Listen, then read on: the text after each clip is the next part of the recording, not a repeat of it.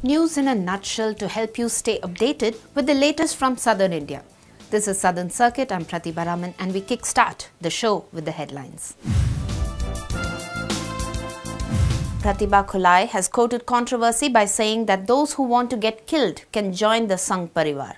She was referring to the death of Deepak Rao, Paresh Mehta and others whose death was hailed as Hindu murder by the Sangh-backed organizations and parties. YSRCP spokesperson Ambati Rambabu took a jibe at Chief Minister Chandrababu Naidu, calling him an irresponsible leader. He said that the CM opts for foreign trips when the people of the state are fighting for special status and injustice meted out to the state in the Union Budget 2018. In the backdrop of fire incidents reported in 2 temples in a span of 1 week, Tamil Nadu Minister for Hindu Religious Charitable Endowments, Sevur S. Ramachandran, held a meeting with department officials. He said that a committee will be constituted to check on fire safety measures in temples. Acting Chief Justice of the Kerala High Court, Anthony Dominic, was sworn in as the Chief Justice of Kerala today. Kerala Governor P. Sadashivam administered the oath of office in the presence of Chief Minister Pinarayi Vijayan at Raj Bhavan. Justice Dominic, a native of Punkunnam in Kottayam district, is the first Keralite to occupy the post in 17 years. As Congress President Rahul Gandhi gears up for the Karnataka poll campaign, choosing Bellary as the first destination, we look at why this place was selected. Is there a message that the party wants to send across to PM Modi and the BJP? Is there a design, or is it just by default, knowing how Sonia Gandhi in 1999 made it to the victory stand by contesting in Bellary against Sushma Swaraj?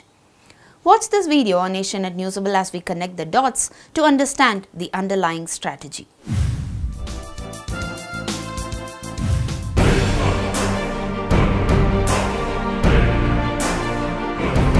Corruption is one factor that has made headlines ever since PM Modi used it to target Karnataka's Congress government during his recent rally in Bengaluru. However, now, with Rahul Gandhi's election campaign that will kick off from February 10th, there perhaps is an interesting message that the Congress is trying to send back. Rahul will land at the Jindal airstrip near Bellary city and will take a helicopter ride to Vijayanagara to launch the poll campaign. An important destination, Bellary, a place that was once the hotbed that exposed the mining corruption during BJP's regime. A BJP bastion during 2008 went back to the hands of Congress in 2013 with Siddaramaiah then launching a Padayatra from Bengaluru to Bellary. With Rahul Gandhi's stepping into the territory of Bellary, is this a strong reply sent by the Congress to the BJP on corruption, knowing well that the Reddy brothers are no longer there? What's interesting is that in 1999, Rahul's mother traversed through the same airstrip to file the nomination papers for the Bellary Lok Sabha seat and defeated BJP's Sushma Swaraj. Though Congress says choosing Bellary is by default and not design, according to Congress spokesperson Kengal Sripada Renu, it's a tradition specially followed since the time Sonia Gandhi established that connect in the late 90s. The BJP terms it as a runaway program. BJP spokesperson Vaman Acharya says that if Rahul Gandhi wants to address and answer the corruption charge levelled by Modi, then he should be talking about Lad brothers and the corruption there, even organize mass public function in Bengaluru rather than have these small-time bus and road shows. All said and done, the dust is yet to settle in Bellary. Before that, we got to see which party dusts the other party out. A 20-year-old migrant worker named Muhammad Makharam from Uttar Pradesh was arrested for mercilessly attacking a college girl, Dhanya, with a hammer on her head.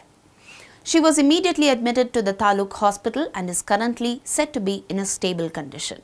The incident took place in Varkala, Kerala, while the victim was on her way to college. Here's a viral video.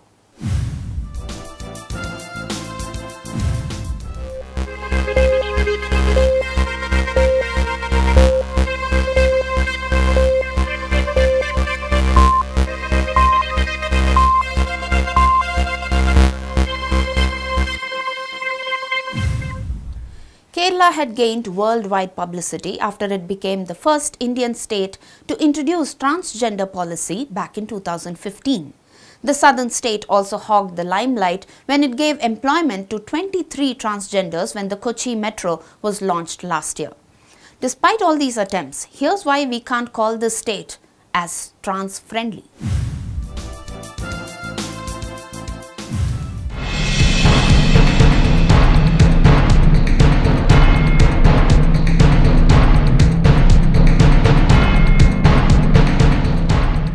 In what has come as a shocking development, trans people were attacked, abused and molested for the second time in a week in Kerala's capital city, Thiruvananthapuram.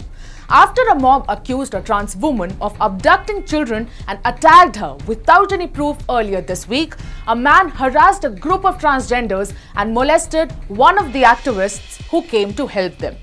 Kerala had gained worldwide publicity after it became the first Indian state to introduce the transgender policy back in 2015.